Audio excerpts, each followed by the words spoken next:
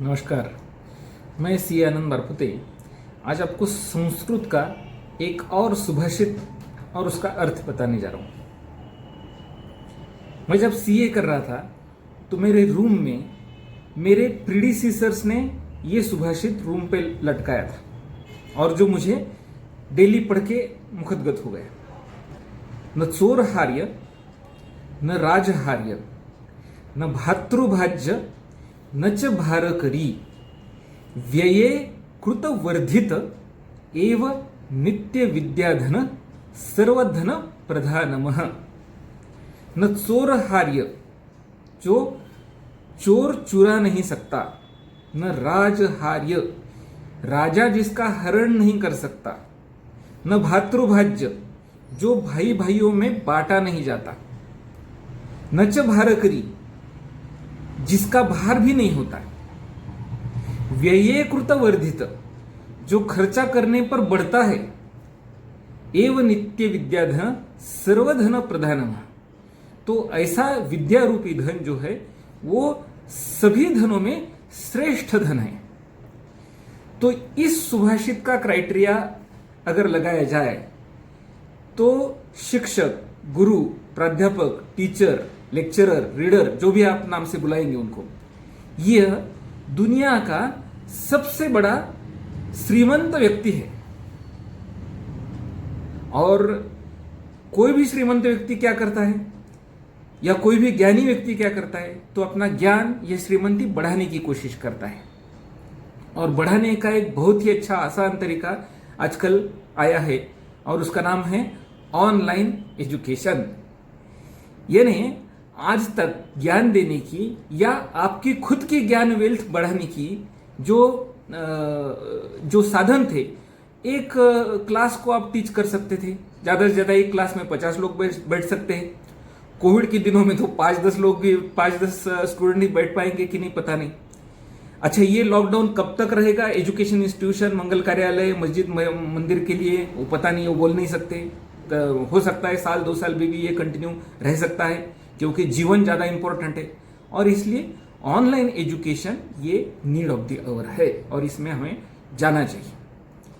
इससे क्या होगा, तो ऑनलाइन एजुकेशन बेसिकली सबसे इंपॉर्टेंट इसकी चीज जो है कि ये अगर हम इसका सहारा लेते हैं तो इसमें ये सर्वांसाठी शिक्षण, एजुकेशन फॉर ऑल, ये जो अपना मोटो एजुकेशन इंस्टीट्यूशन लेकर के चली थी और फिर भी बहुत से एजुकेशनल स्टूडेंट्स के पास वो नहीं पहुंची थी।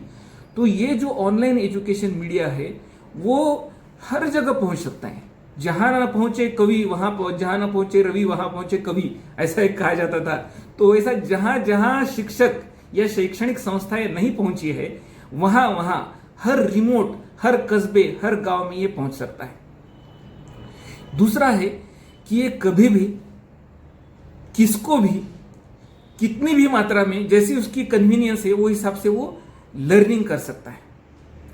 तीसरा है कि जो सिखाने वाला है उसकी, जैसे मैंने कहा कि वेल्थ तो बढ़ेगी, उसके साथ साथ उसका ज्ञान भी बढ़ेगा और उसके साथ साथ उसको नेशन वाइड पब्लिसिटी मिलेगी।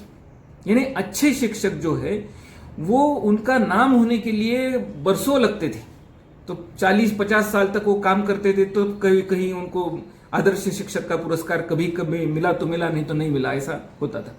अभी क्या है कि अगर किसी यंग टीचर ने भी एक अच्छा वीडियो पब्लिश किया, अच्छा एडिटिंग करके उसको, अच्छा टेक्नोलॉजी और सबका सहारा लेके उसको किया, तो वो जल्दी से जल्दी पेनिट्रेट होगा, पॉपुलेशन में पॉपुलर होगा और उसको नेशन वाइड पब्लिसिटी मिल सकती है।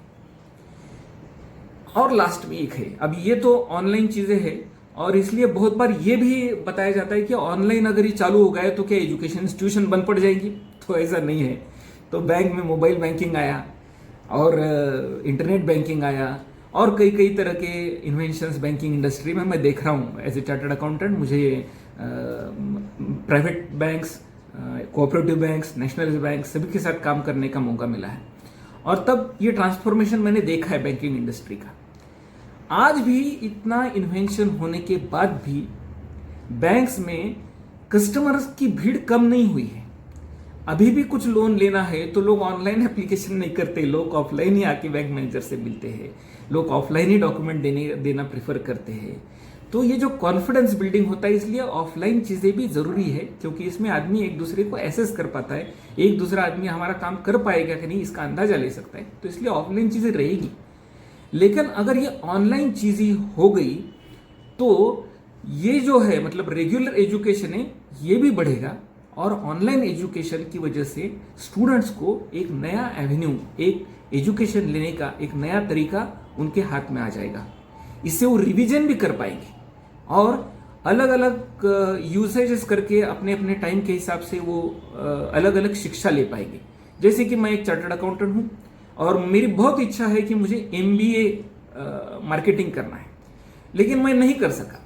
और अगर कोई यूनिवर्सिटी फॉर एग्जांपल हमारी नांदेड़ यूनिवर्सिटी ही ये फैसिलिटी अवेलेबल करती है कि ऑनलाइन एजुकेशन, तो मेरा ऑफिस का कामकाज करते करते मैं ऑनलाइन MBA कर सकता हूँ।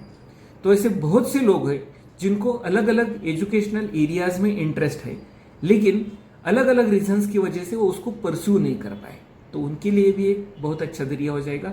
मुझे ऐसा लगता है ये जो एजुकेशन, ऑनलाइन एजुकेशन है, इसका जो है मैक्सिमम यूसेज करके हम हमारे इंस्टीट्यूशंस का नाम चारों ओर फैलाएंगे तो हमारे देश के लिए, हमारे समाज के लिए, हमारे स्टूडेंट्स के लिए, सभी के लिए बेहतर प्रूव होगा। और आपकी लैंग्वेज जो अगर ग्लोबल लैंग्वेज रहेगी, सिखाते समय अगर इंग्लिश लैंग्वेज में आप ये पढ़ाएंगे या हिंदी लैंग्वेज में पढ़ाएंगे तो आप नेशन वाइड आपको ये नॉलेज पहुंचेगा। अगर आप इंग्लिश में पढ़ाएंगे तो हो सकता है कि वर्ल्ड लेवल भी बहुत से सब्जेक्ट ऐसे हैं कि जो इंग्लिश में पढ़ाए जाते हैं, तो ऐसे सब्जेक्ट आपने इंग्लिश में पढ़ाए तो आपको वर्ल्ड में भी पूरी पॉपुलैरिटी मिल जाएगी, और वर्ल्ड में भी आपने जो सिखाया उसका जो है मतलब लोगों को यूज़ होगा। तो इसी के साथ मैं ये वीडियो समाप्त करता हूँ। आपने अच्छी तरह से सुन लिया, इसलिए आपका बहुत बहुत धन्यवाद।